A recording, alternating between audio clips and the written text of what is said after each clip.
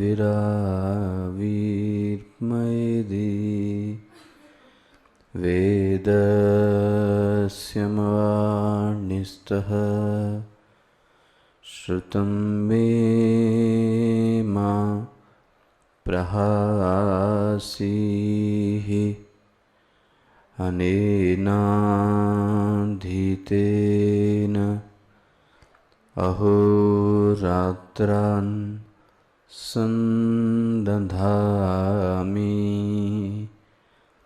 ऋतं वदिष्यामि सत्यं वदिष्यामि तन्मामवतु तन्वक्तारमवतु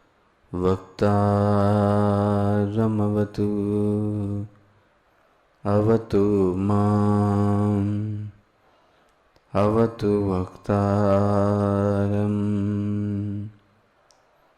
ॐ शान्तिः शान्तिः शान्तिः।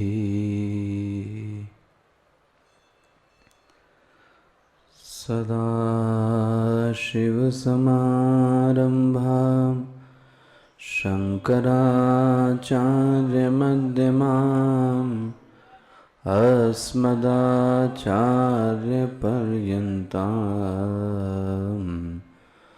वन्दे गुरुपरम्परां शङ्करं शङ्कराचार्यं केशवं वादरायणं सूत्रभाष्यकृतौ वन्दे भगवन्तौ पुनः पुनः भगवन्तौ पुनः पुनः भगवन्तौ पुनः पुनः। ॐ भद्रं कर्णेभिः शृणुयाम देवाः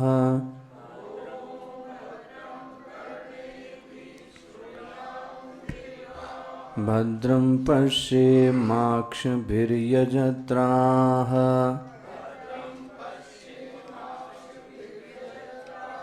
स्थिरैरङ्गैः स्तुष्टुवागंसस्तनूभिः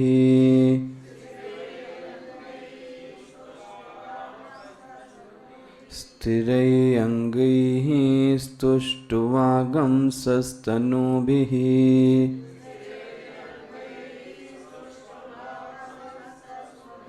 व्यशेम देवहितं यदायुः स्वस्ति न इन्द्रो वृद्धश्रवाः स्वस्ति न पूषा विश्ववेदाः स्वस्ति नस्तार्क्ष्यो वरिष्ठनेमिः स्वस्ति नो बृहस्पतिर्दधातु।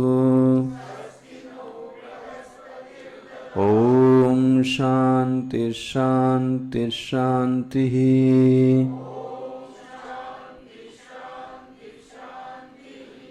एक साथ ॐ भद्रं कर्णेभिः शृणुयाम देवाः भद्रं पश्येमाक्षभिर्यजत्राः स्थिरैरङ्गैः स्तुष्टुवागंसस्तनूभिः व्यशेम देवहितं यदायुः स्वस्ति न इन्द्रो वृद्धश्रवाः स्वस्ति न पूषा विश्ववेदाः स्वस्ति नस्तार्क्ष्यो वरिष्ठनेमिः स्वस्ति नो बृहस्पतिर्दधातु। ॐ शान्ति शान्ति शान्तिः।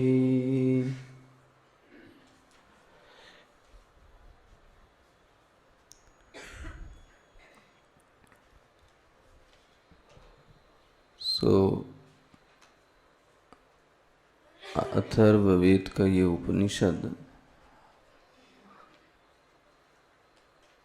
एक मंडूक जिसको कहा गया, मंडूक मतलब मेढक कहा गया, इसके कोई ऋषि ऐसे मेढक के गुणों वाले थे। सो देखा, मेढक मतलब वह उभयचर थे और जिनके जीवन में 8 महीने तक शांति रहती थी, मतलब जीवन में जिनकी शांति रहती थी और उभयचर थे, ऐसे गुरु हैं इस उपनिषद के। दूसरी बात आपने देखी कि वो जो मेढक है वो छलांग मारता था। छलांग मारने का मतलब क्या हुआ कि यह उपनिषद गति प्रदान करता है। और कहा तो ये कहा गया कि मांडूक्य ऐव मुक्ति केवलम, सिर्फ मांडूक्य उपनिषद पढ़ने से ही मुक्ति हो जाती है। माना ना, मांडूक्य को समझने के लिए 9 उपनिषद हैं, 9 उपनिषदों को समझने के लिए भगवत गीता है, भगवत गीता को समझने के लिए 18 पुराण हैं। जो दूसरी बात आपसे निवेदन की वो ये है कि जब शंकराचार्य जी ने भाष्य नहीं लिखा था तो प्रश्न ये है फिर वेदांत था क्या? तो कहा गया सबसे पहले यदि वेदांत दर्शन का कोई ग्रंथ है शंकराचार्य जी ने भी जो पढ़ा वो था मांडुक्य। इसको बोला कारिका उनके गुरु ने लिखी थी। तो आपने देखा कल कि एक है अनुगीता और एक है मांडुक्य कारिका। ये शंकराचार्य जी ने इनका स्वयं क्या किया, अध्ययन किया। तीसरी बात मैंने आपसे निवेदन की थी, मांडुक्य पढ़ने के लिए व्यवहार शुद्धि की बहुत बड़ी आवश्यकता है। मतलब छोटी डिग्री पाने के लिए मैंने कल कहा कि कोई एक क्या चाहिए, आपकी क्वालिफिकेशन चाहिए। मतलब 11वां पढ़ने के लिए 10वां होना चाहिए, तो पीएचडी के लिए एमए होना चाहिए। मांडुक्य पढ़ने के लिए विशेषताएं होनी चाहिए। और उस विशेषताओं में जो पहली एक हेडिंग दी गई वो ये है, व्यक्ति का व्यवहार शुद्ध होना चाहिए। कल मैंने आपको इसको एक वाक्य बोला था, वेदांत का पहरेदार धर्म है ना। वेदांत का पहरेदार है, जो चौकीदार है वो कौन है, वो धर्म है। जितना अच्छा धर्म होगा उतना ही अच्छा वेदांत होगा। सही बात तो ये है, जितना अच्छा व्यवहार होगा उतना ही अच्छा वेदांत होगा, बना ना। तो व्यवहार मतलब ये नहीं कि आप किसी को बटरिंग करें और कुछ प्रभावित करने की, वो व्यवहार नहीं कहा जा रहा है। जो आप जीते हैं, वो जीने की जो कला है, वो वेदांत को और क्या बनाती है, पुष्ट बनाती है। सो मैंने कल व्यवहार शुद्धि का पहला एक जो बिंदु था वो ये था, जीवन में विहित कर्मों का पालन हो। याद आ गया आपको, कल इस पे चर्चा हुई।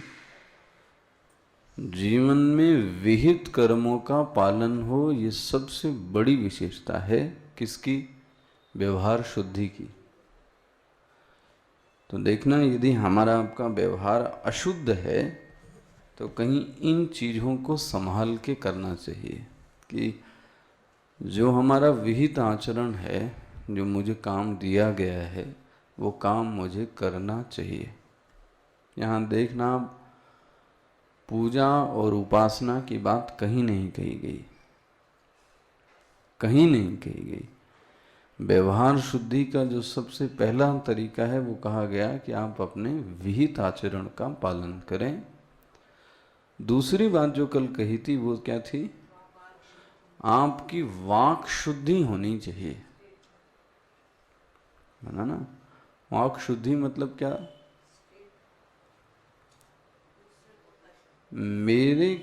इसी को कहीं शील गुण कहते हैं। मेरे व्यक्तित्व से किसी को कोई कष्ट ना हो, बहुत बड़ी साधना है ये।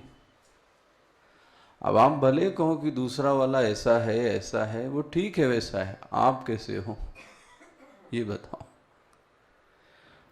सबसे अच्छा मैंने देखा है कि किसी समस्या को टालना है तो आप कह दो वो तो ऐसा है, खत्म। मतलब आप बात को आगे बढ़ने देना ही नहीं चाहते। प्रश्न है आप कैसे हो, यही तो अध्यात्म है। ये नहीं पूछा गया कि दूसरा कैसा है, दूसरे ने क्या गाली दी, ये नहीं पूछा गया, आपने क्या बोला ये बताओ। तो इसलिए सबसे बड़ी चीज है मेरे व्यक्तित्व में ऐसी कोई चीज ना हो जो दूसरे को क्या करे, चुभे। मुझे लगता है इसके सबसे अच्छे भगवान राम जी थे। मतलब मेरी वाणी से, मेरे बैठने से, मेरे उठने से, हर चीज से एक शालीनता झांके। शालीनता मतलब एक हम्बलनेस, एक पोलाइटनेस, एक दिखे कि इस व्यक्ति में थोड़ा व्यक्तित्व कुछ है जिसके कारण लोग इससे आकर्षित होते हैं। तो वो है क्या, वो है उसकी वाणी। मानो ना, रूप से कोई ज्यादा आकर्षित नहीं होता, ध्यान रखना। एक वाणी ऐसी है जो व्यक्ति को क्या करती है, तो ग्रह कलह की जो जड़ है वो वाक है, नहीं है। ग्रह कलह की जड़ क्या है आखिर, वाक। यही दो शब्द ही तो हैं। अच्छा, जो देश पूरा और इतने बड़े बड़े लोगों ने जोड़ के रखा संतों ने, वो किसके कारण, सुंदरता के कारण, आश्रमों के कारण, बोले वो वाक के कारण। आदमी कितनी दूर दूर से फोन करता है, कितने मिनट के लिए, अच्छा 2 मिनट के, और 2 मिनट में क्या हो गया, 2 मिनट के लिए, बस वो 2 मिनट की जो वाणी है ना, वही उसको साल भर क्या करके रखती है। हम देखो, कभी मैं सोचता हूँ, देखो आज मैं साल भर कभी बात नहीं की इससे, बहुत सारे लोग होंगे, बट कहीं दीपावली होली ऐसे समय पर वो व्यक्ति कहीं दूर से 2 मिनट 5 मिनट के लिए क्या करता है, तो वह 2 मिनट की जो वार्तालाप है वो क्या करता है, वो जीवन भर कंटिन्यू करता है। अच्छा जी, 2 मिनट की वार्तालाप पूरे जीवन को क्या करती है, तोड़ती भी है। देखो, तो ये मांडूक्य उपनिषद की पहचान ये है, वाक शुद्धि होनी चाहिए। और तीसरी व्यवहार शुद्धि है, चित्त उपराम होना चाहिए। उपराम मतलब निवृत्ति प्रधान होना चाहिए, ऐसा कहूं। निवृत्ति मतलब बहुत ज्यादा हर जगह इन्वॉल्वमेंट नहीं होना चाहिए। सच्चाई तो ये, आपको पता है कि पहले कर्म को हम अपने हाथ में लेते हैं, ठीक है ना, उसके बाद दूसरे क्षण रंग बदल दिया उसने। देखो, आप देखना इस बात, मुझे जब ये लाइन सुनी थी तो मुझे बड़ा अजीब लगा, है एक ही लाइन ये, पहले क्षण, क्षण बोला गया है, पहले क्षण कर्म को हम हाथ में लेते हैं, लेकिन उसके दूसरे और तीसरे ही क्षण में जी कर्म कहता है अब आप पीछे बैठिए, लो जी हमने तुमको हाथ में लिया, तुमने बोलो जी मुझको हाथ में लिया। मतलब अब हमसे पूछ के कर्म नहीं होता, हाँ उल्टा क्या होगा, कर्म के कारण हम चलते हैं। अच्छा आप देखना, आपकी लाइफ को लीड करने वाला कर्म है कि आप खुद। देखो, जैसे मान लो एक दुकानदार, तो वो अब अपनी स्वेच्छा से काम नहीं करता, ध्यान रखना। दुकानदार अपनी स्वेच्छा से काम नहीं करता, किसकी स्वेच्छा से, तो इतना होना चाहिए, यहाँ जाना चाहिए, वहाँ जाना चाहिए, ऐसा करना चाहिए। क्यों, कर्म ने उसको क्या किया, बोलो जी, लाइन पे लाया। और शुरुआत किससे हुई थी? गोदी में तो मैंने ही लिया था। किसको? कर्म को। देखो जी, दूसरे क्षण उसने बदल दिया। इसलिए कहा गया साधक को कि ये साधक थोड़ा उपराम हो जाओ। उपराम मतलब बहुत ज्यादा कर्मों को हाथ में लेने की आवश्यकता नहीं। और मुझे लगता है कि यदि आप सही से जीवन जिए, सही बात तो ये है, तो धीरे धीरे लोग भी और कर्म भी आपको क्या करते हैं? बोलो जी। लेकिन हम छोड़ना, क्या कहा जाए, हम छोड़ना चाहते नहीं। मुझे स्वामी जी का वो वाक्य बड़ा अच्छा लगता है कि देखो, आप जब नियम बनाया गया कि 60 साल के बाद, 65 साल, कितना है रिटायरमेंट की एज अभी, तो गवर्नमेंट भी आपको क्या करती है, मैं नरोड़े जी से बात कर रहा था, क्या करती, रिटायर कर देती है। रिटायर्ड मतलब क्या? उस शब्द को तोड़ो जरा आप।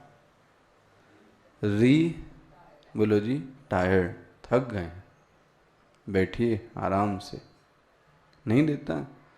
मतलब आम देखना, बाबा दादी तब तक बनी जाते हैं हम, ठीक है, समाज में वृद्ध जनों में थोड़ा स्थान बनने ही लगता है। गवर्नमेंट भी आपको क्या करती है? बोलो जी, रिलीज करती है। हर जगह से आपको क्या दी जा रही है? बोलो जी। अब क्या मैं निवृत्त हूं? मतलब दूसरे पर आप बोलो, उससे पहले आप सोचो प्रकृति की हवा किस ओर चल रही है। सभी लोग ये चाहते हैं कि आप क्या बन जाइए? बोलो जी। मैं ये नहीं कह रहा हूं काम छोड़, निवृत्ति प्रधान होइए, प्रवृत्ति प्रधान नहीं होना है। लेकिन यदि मैं कहीं फिर से इन्वॉल्व होता हूं, इसका मतलब क्या है? अध्यात्म कहता है आपका रजोगुण थोड़ा ज्यादा है। कहीं दिक्कत नहीं है, दिक्कत यह है कि जो रजोगुण है वो कहता है कि मैं बिना कर्म के रह नहीं सकता। महात्मा लोगों में भी ऐसा है, मैं आपको बताऊं। तो वो जो रजोगुण है बढ़ा हुआ, वो क्या चाहता है? कहीं ना कहीं इन्वॉल्वमेंट। और वो इन्वॉल्वमेंट करके अपने आप को फिर से क्या करता है? अब मैं इसकी सब कहानी नहीं सुनाना चाहता। ये व्यक्ति ज्यादा सफर करता है, आप देखो उसके पास एफिशिएंसी लेवल रह नहीं गया। जो इरिटेबल की एक लाइन है वो क्या हो जाती है? थोड़ा बढ़ जाती है। आदमी पैसा देता है तो आपसे क्या करता है? एक्सपेक्ट करता है कि आप मुझे इतना करके, और आपके शरीर में इतनी सामर्थ्य, और इतना करते हुए वो व्यक्ति अपने आप को क्या करता है? बोलो जी, परेशान कर लेता है। सच्चाई तो यही। मतलब क्यों निवृत्ति दी गई आपको? इसीलिए दी गई कि अब आप क्या हो जाइए? थोड़ा रिलैक्स होइए, आराम कीजिए। मांडूक्य के उपनिषद के विद्यार्थी के लिए निवृत्ति होनी ही चाहिए। मैं आपसे सच्चाई तो यही कहूं। देखो, अब निवृत्ति का अर्थ बहुत ज्यादा कर्म से न लेकर, ध्यान से समझना, मन से है। थोड़ा गहराई से देखना। मैं कर्म से निवृत्ति का मतलब ये नहीं है कि आप सब छोड़ छाड़ के बैठ जाओ। ऐसा व्यक्ति महाप्रवृत्तिवान है।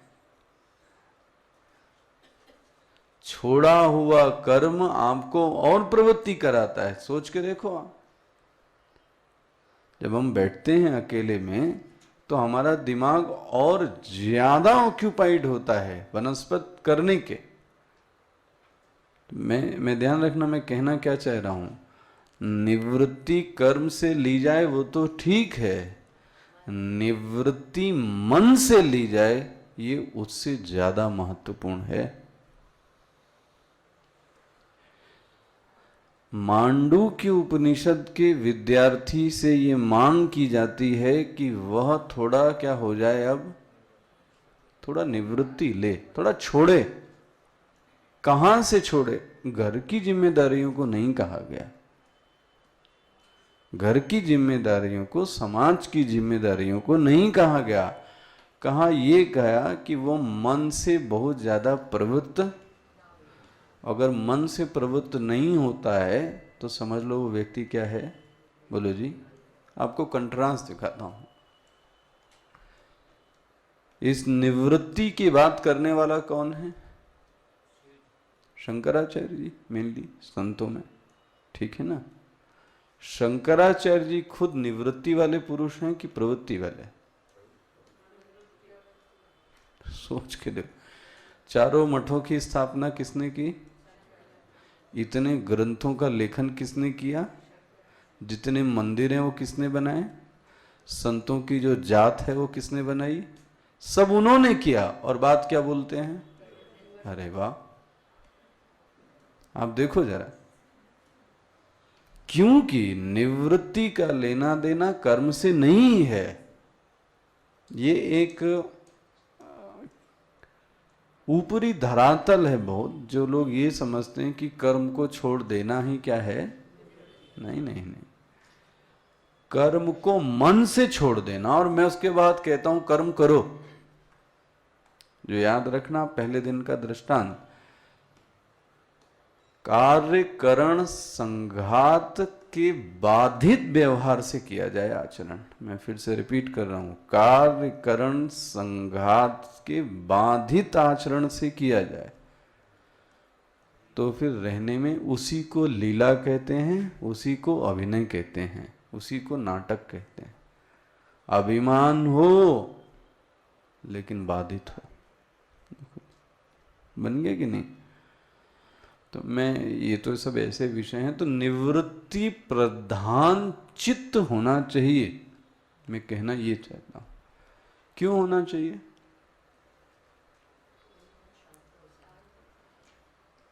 निवृत्ति प्रधान से शांति तो होती है, वैसे भी हो सकती। मैं ऐसा भी कहूं कि प्रवृत्ति वाले व्यक्ति का भी मन शांत हो सकता है, बना ना।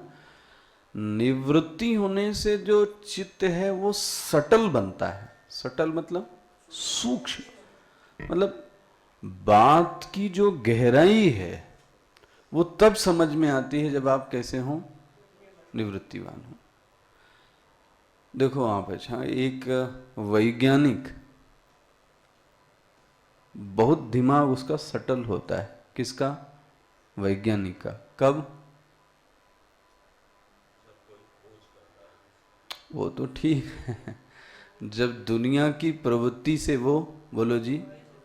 तो इसलिए साइंटिस्ट की सोशल लाइफ जीरो है। यदि साइंटिस्ट शादी ब्याह और जितना ये कार्य वो करे तो शायद वो अपने अपने जॉब में जो उसको स्किल देनी चाहिए वो नहीं दे सकता।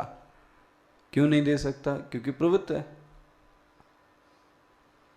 निवृत्ति प्रधान चित्त के अंदर सूक्ष्मता, सटलनेस, वो आती है। मांडूक्य उपनिषद के विद्यार्थी के लिए ये बहुत बड़ी मांग है कि उसका चित्त क्या होना चाहिए?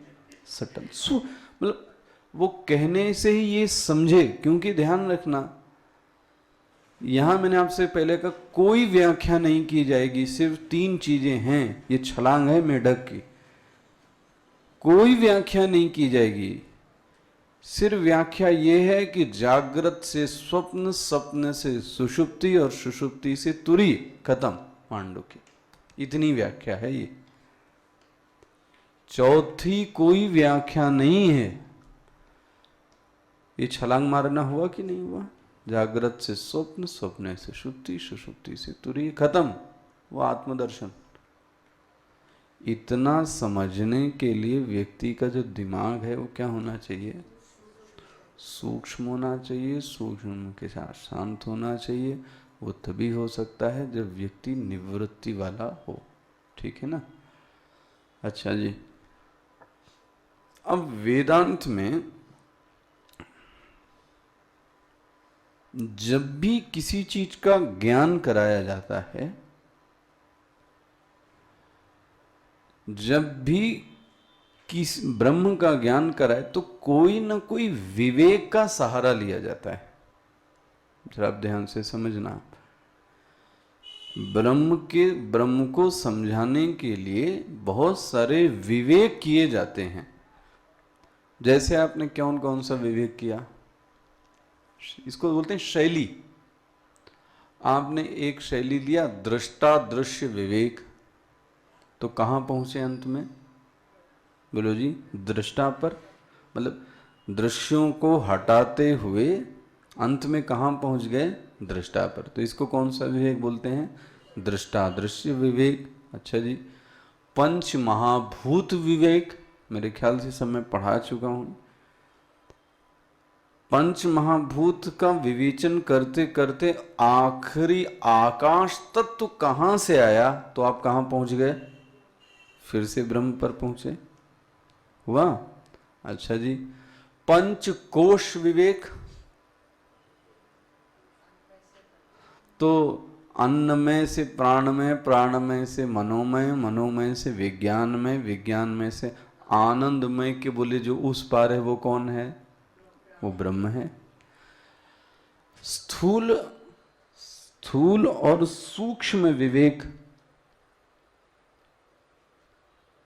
मतलब स्थूलता से बढ़ते बढ़ते बढ़ते जो सूक्ष्म है और सूक्ष्म से अति सूक्ष्म है वो कौन है? वो ब्रह्म है। हुए ना इतने सारे आप विवेक देख रहे हैं, पंचकोश विवेक। अच्छा, शरीर, तो कारण शरीर, तो सूक्ष्म शरीर, तो स्थूल शरीर, इनके भी जो पार है वो कौन है? वो ब्रह्म है। देख रहे हैं आप कितने सारे विवेक। लेकिन आपसे एक सच बात कहूं, ये विवेक एक सीमा तक ही सत्य हैं, पूरी तरीके से सत्य नहीं है। सही बात तो ये है, वो जब साधक चलता है तो उसको उंगली पकड़ने के लिए ये क्या किया जाता है? सहारा दिया जाता है, वरना सच तो नहीं है। मतलब जिसको अब एक ही उदाहरण दूं मैं, कार्य कारण विवेक। इस दुनिया में जो भी कारण है वो कार्य भी बनता है। मैं सिर्फ एक पंक्ति बोल रहा हूं, आप इसको जरा गुनिए।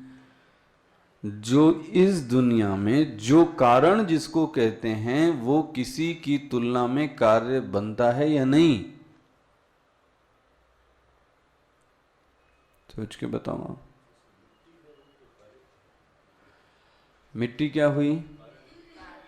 ठीक है, तो जब खिलौना बनाया तो मिट्टी कारण तो ही, लेकिन वही मिट्टी बाद में किसी का क्या बन जाएगी पता है? कार्य भी बन गई।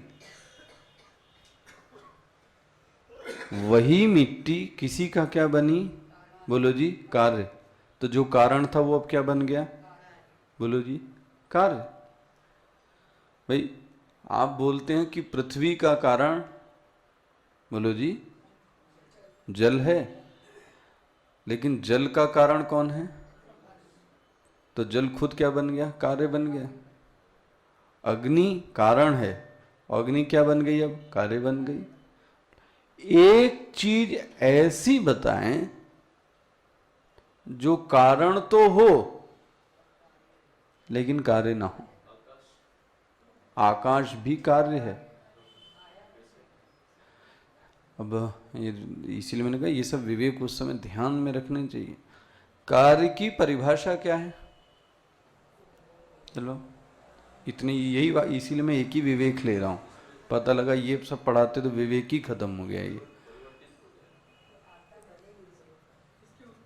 यस, कार्य की परिभाषा दी गई, जो उत्पन्न होवे वो कार्य। देखो जी, तो सरल परिभाषा दी, जो उत्पन्न हुए वो कार्य।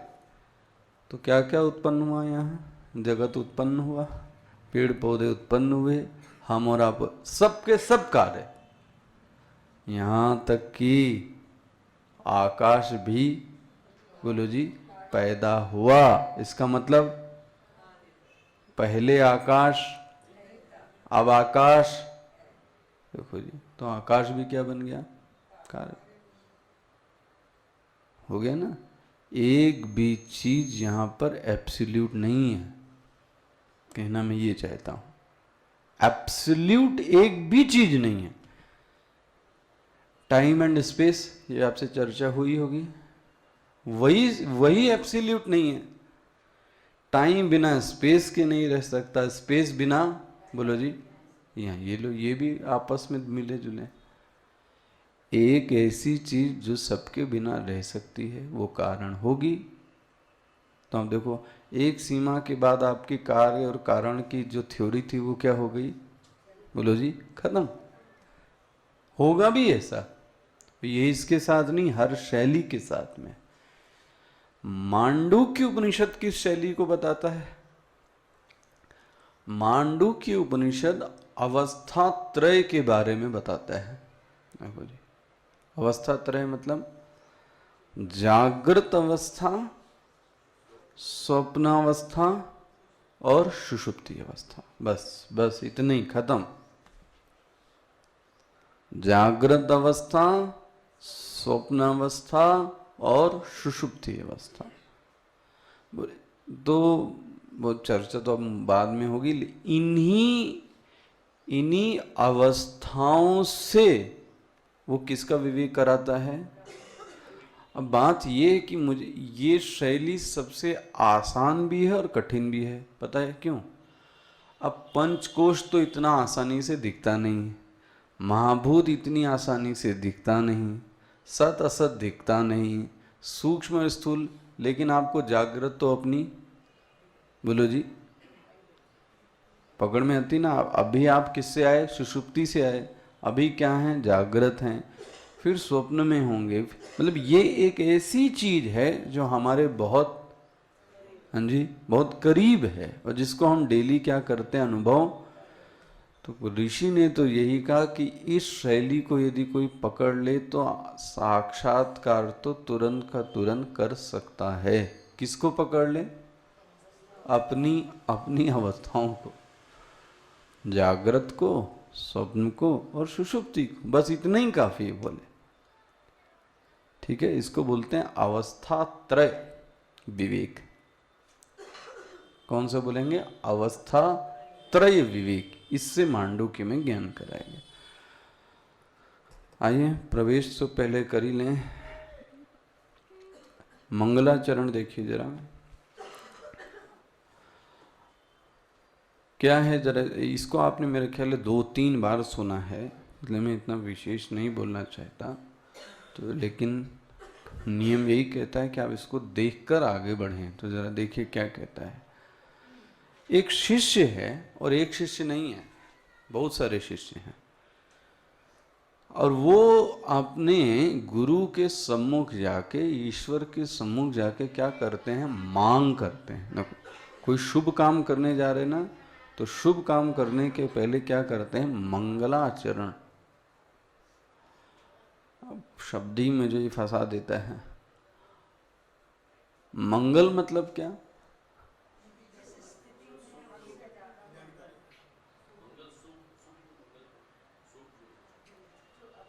जो वह चीज मंगलकारी है, जो चीज मुझे आगे ले जाए। हाँ देखना, मंगलकारी वह चीज है जो मुझे आज से लेकर थोड़ा आगे की ओर क्या होए, तो बोलते हैं मंगल विवाह। तो मेरा अब एक और आश्रम था, वे एक आश्रम में मैं क्या कर गया? और प्रवेश कर गया। तो कैसा हो गया? मंगल।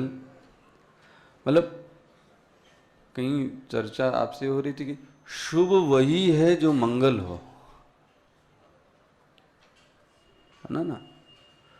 शुभ वही है जो मंगल हो, अमंगल कभी शुभ नहीं हो सकता।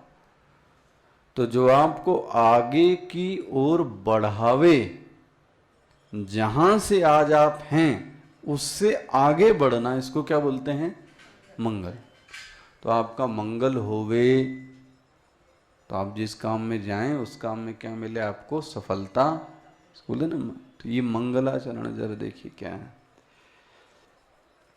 ओम भद्रम कर्णेभिः शृणुयाम देवाः, पहली लाइन इतनी है। मैंने बोला ये जो संस्कृत जानने वाले हैं तो वयम शब्द सब में जोड़ लेना। वयम मतलब हम सब, है ना, ये वयम से ही बना। ये जब संस्कृत देखेंगे तो ये वयम शब्द आपको लाना, इसको बोलते हैं अध्याहार करना। वयम शृणुयाम, हे हम सब सुने, हम सब सुने। किससे प्रार्थना कर रहा है? देवाः, हे देव, हे देव। देखो जी, ये शिष्य की, अब सोचो आप, प्रातः काल की मांग है। हे देव, वयम वयम शृणुयाम, हम सब सुनना चाहते हैं। किसको सुनना चाहते हो? बोले भद्रम, मैं भद्र को सुनना चाहता हूं। किस चीज से सुनना चाहते हो? करणे भी। तो लाइन का अर्थ क्या बना? हम सब कान से भद्र सुनना। अब ऋषि ने प्रश्न किया, भद्र मतलब क्या?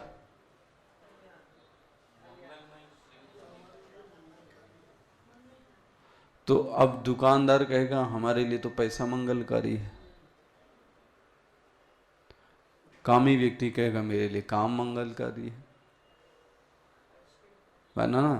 तो कहा ये गया कि भद्र तो आत्मज्ञान से बढ़कर कोई शब्द कान में जाए, इससे बड़ा कोई भद्र नहीं है। देखो जी, देखना जरा, यदि आत्मज्ञान के कुछ शब्द कान में चले जाएं, इससे बड़ा अच्छा आप जब प्रातःकाल की कक्षा से रात की निद्रा तक जाते हैं, ठीक है, आप बताइए सबसे बढ़िया भद्र शब्द क्या हुआ? सोच के देखना। भद्र शब्द बोलो जी। भद्र शब्द आपको लगता है जो सवेरे सुना था वो सबसे, बोलो जी, वही एक ऐसी चीज थी जो स्वार्थ से रहित थी, जिसने मुझको ऊर्जा प्रदान की, जिसने मेरे विवेक को क्या रखा? जागृत रखा। कौन? बोले वह।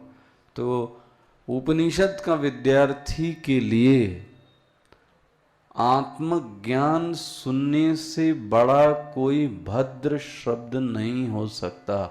देखो जी, इसलिए वो मांग करता है, हे देवाः, हे देव, मुझको ब्रह्म ज्ञान के कुछ शब्द मेरे कान में डालो। देखो कितनी सुंदर मांग है। हम लोग करते हैं ये मांग? अच्छा, अब कहने को तो वो इसको रट डालो आप, भद्रम करणे भी शृणुयाम। इस लोग इसको गणपति उसमें गाते हैं, नहीं गाते हैं, लेकिन कभी सुना कि इसका अर्थ क्या है?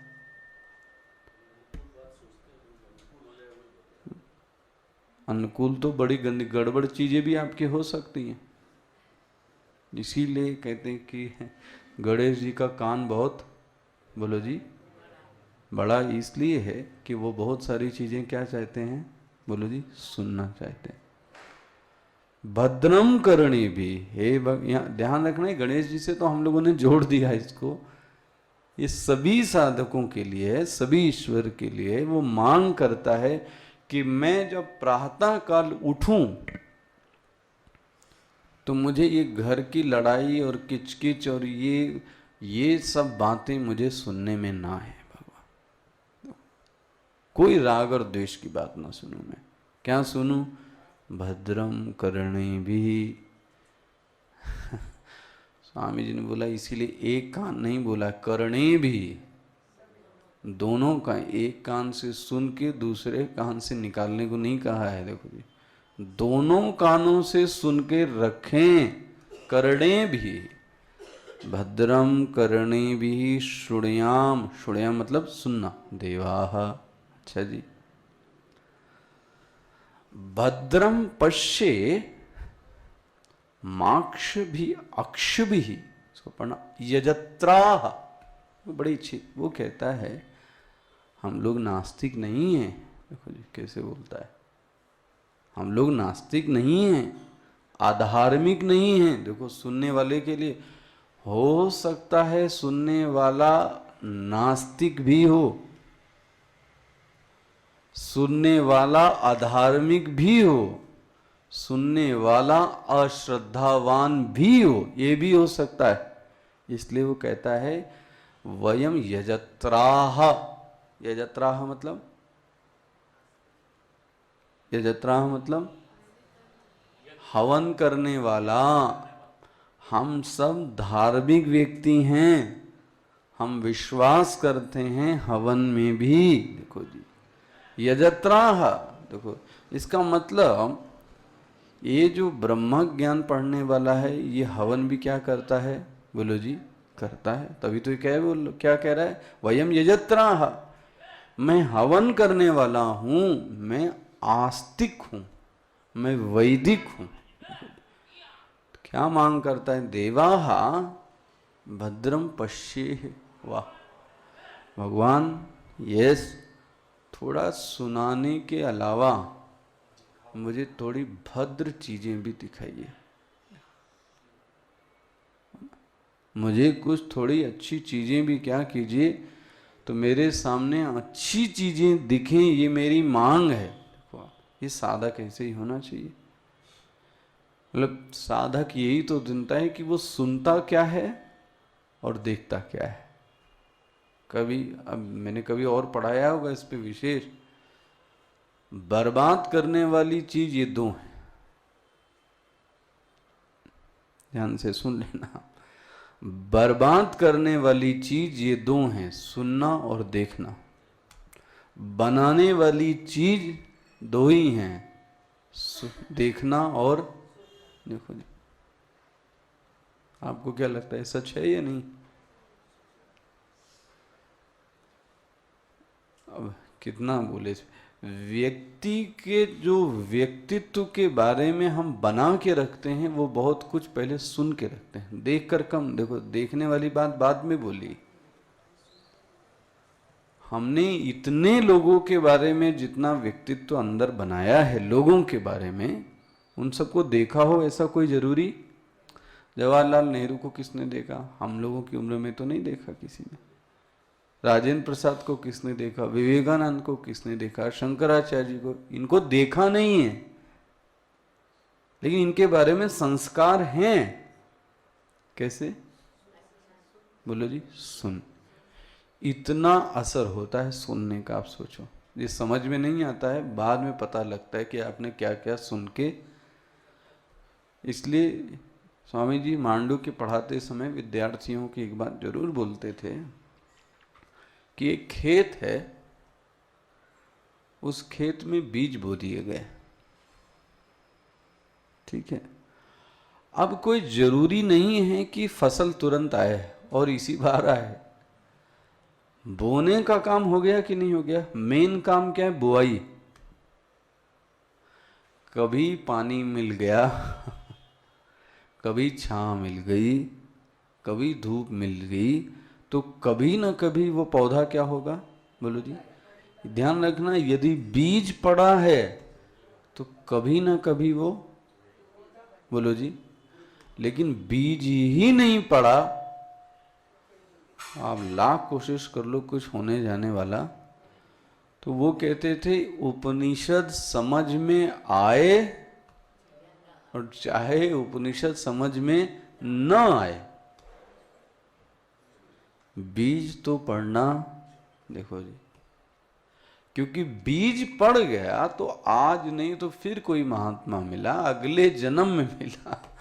तो ये संस्कार अगर आपने बो के रखे हैं तो जैसे ही वो पानी डालेगा ना उसमें, वैसे आपको हरियाली दिख जाएगी। अब वो हरियाली इसलिए दिखी क्योंकि आपने पहले से कहीं बीज, वो आपको भी नहीं पता कि बीज कब पड़ गया। इसलिए बीज डालना सबसे प्रमुख कार्य है। बीज डालना मतलब क्या? अंतःकरण में उन बातों को क्या करना, भले ही वो सिस्टम को आज पचे और चाहे वो सिस्टम को न पचे, उसकी कोई परवाह नहीं।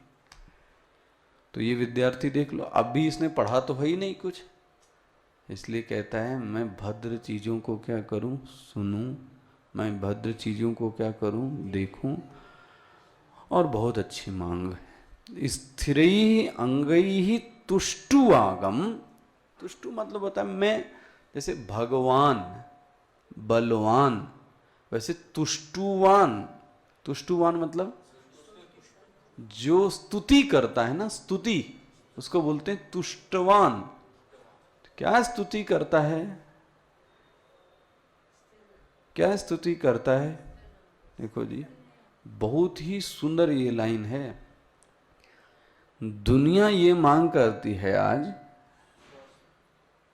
दुनिया ये मांग करती है कि भगवान मेरी उम्र को क्या कर दो, बोलो जी, बढ़ा दो, थोड़ा और जीऊं, थोड़ा और।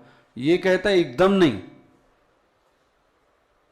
यद आयुहु, जो आयु आपने दी है, बढ़ाने की बात नहीं कह रहा है। देख लो जी, कितना क्लियर कट इसका एम है।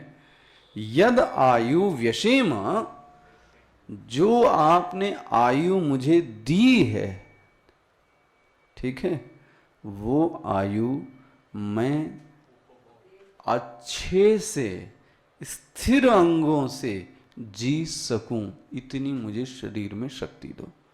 मेरी उम्र मत बढ़ाओ, मेरी उम्र मत बढ़ाओ। ये एकदम कह रहा, ध्यान रखना, उम्र बढ़ाना ही नहीं चाहता, लेकिन जितनी उम्र दी है आपने, उस उम्र को मैं क्या कर सकूं, एंजॉय कर सकूं। तो क्या बोलता है, स्थिरैः अंगैः, अंग कैसे हो मेरे, स्थिर हो। व्यशेम देवहितम, बहुत ही सुंदर शब्द। देवहितम यदायुः मतलब, देवहितम यदायुः मतलब, अब देवता के हित में क्या लगाओगे आप?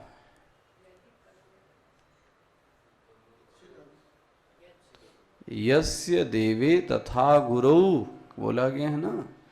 जो देवता है साधक का, साधक का देवता कोई और नहीं है, साधक का देवता उसका गुरु है। देखो जी, माना ना, यस्य देवे परा भक्ति यथा देवे तथा गुरु।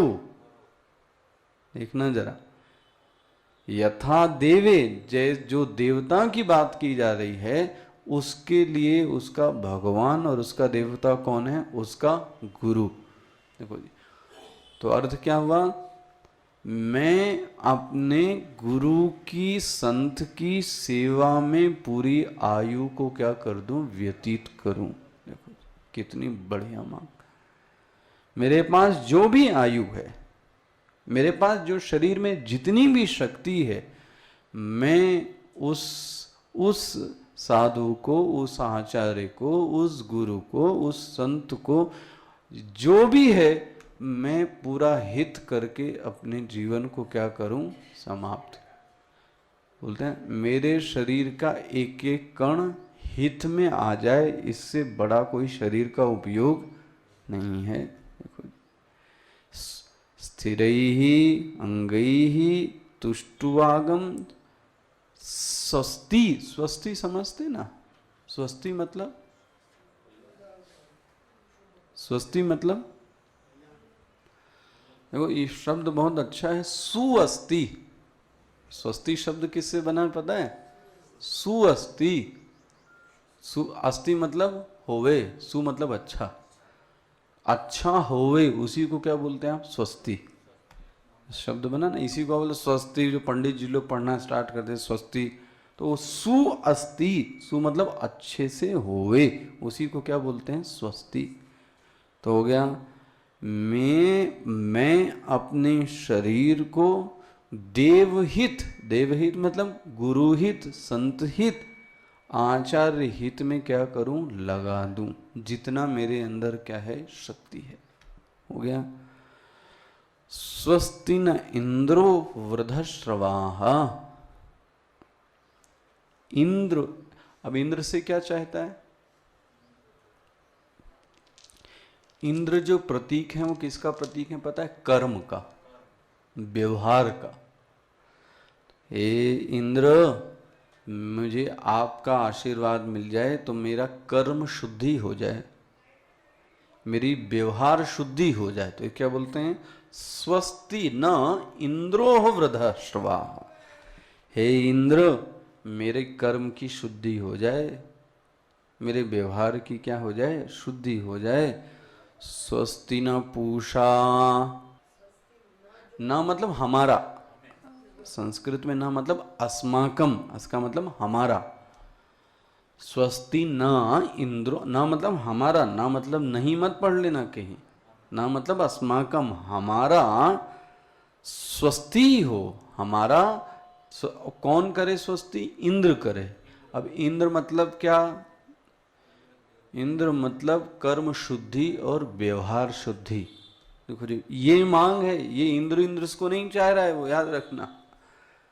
इंद्र तो बोलने का एक शब्द है, चाहता यह है कि इंद्र कर्म के देवता हैं, तो मेरी कर्म की क्या हो जाए। स्वस्ति न पूषा विश्ववेदाः, पूषा मतलब सूर्य, सूर्य मतलब सूर्य पता है आपको सर्वज्ञ है। तो जितनी शुभ दर्शन, शुभ मंगल की सामर्थ्य है वो किसमें है, सूर्य में। आपके आधे से ज्यादा जो त्योहार हैं वो किसको देख के मनाते हैं आप, सूर्य, यही तो है ना। सूर्यास्त सूर्योदय, लेकिन धुरी में कौन है, सूर्य, है ना। तो वो बोलते हैं शुभ दर्शन की सामर्थ्य किसमें देने में है, सूर्य में। कल इसको और दिखाएंगे आगे, कल आगे पढ़ाएंगे आपको इसके। तो आप सोचो, जो उपनिषद का विद्यार्थी है, अब इतनी मांग को जरा आप अपने दिमाग में लाइए, उसने क्या मांगा, जरा आंख बंद करके आप सोचिए क्या मांगा। भद्रम कर्णेभिः शृणुयाम देवा, हे भगवान आत्मज्ञान के शब्द मेरे कानों में जाएं। हे भगवान मुझे भद्र शब्द ही क्या करें, सुनाई दें, भद्र है ना रूप दिखाई दे। यही नहीं, बोलो जी आगे, मेरी जो भी उम्र है वो पहली बात तो स्वस्थ हो गए, स्थिर ही अंगई मतलब स्वस्थ हो गए। वो मानता है, आरोग्य मांगता है, लेकिन आरोग्य किस पर्पस के लिए, जीने के लिए नहीं। आरोग्य इसलिए मानता है कि मैं अपने गुरु के लिए कुछ कार्य कर सकूं। व्यश्येम देवहितम यद आयु, जो आयु दी है। स्वस्ति न इंद्रो वृद्धश्रवाः, स्वस्ति न पूषा विश्ववेदाः। हे सूर्य, आप अपना तेजस्वी जो रूप है, जो शुभ दर्शन है, उसकी सामर्थ्य मेरे अंदर क्या करें, डालें। अब कभी चर्चा होगी, आजकल तो नहीं। शुभ दर्शन की सामर्थ्य डेवलप करनी पड़ती है अशुभ दर्शन में भी। कहना ये चाहता हूं, कभी इसको सुनिएगा। अशुभ में शुभ दर्शन की सामर्थ्य डेवलप करनी चाहिए, होती है, समझना चाह, ये इसको डेवलप करना पड़ता है, इसको दिमाग से सेट करना पड़ता है कि कितनी भी अशुभ चीजें ना हो, मैं उस अशुभ चीजों में भी शुभ को देखूं। सब नहीं देख सकते, सब तो वही देखेंगे जो दिख रहा, बनाना। चलिए, ओम पूर्णमदः पूर्णमिदं पूर्णात् पूर्णमुदच्यते पूर्णस्य पूर्णमादाय पूर्णमेवावशिष्यते। ओम शांति शांति शांति। हरि ओम श्री गुरुभ्यो नमः। हरि ओम। धन्यवाद।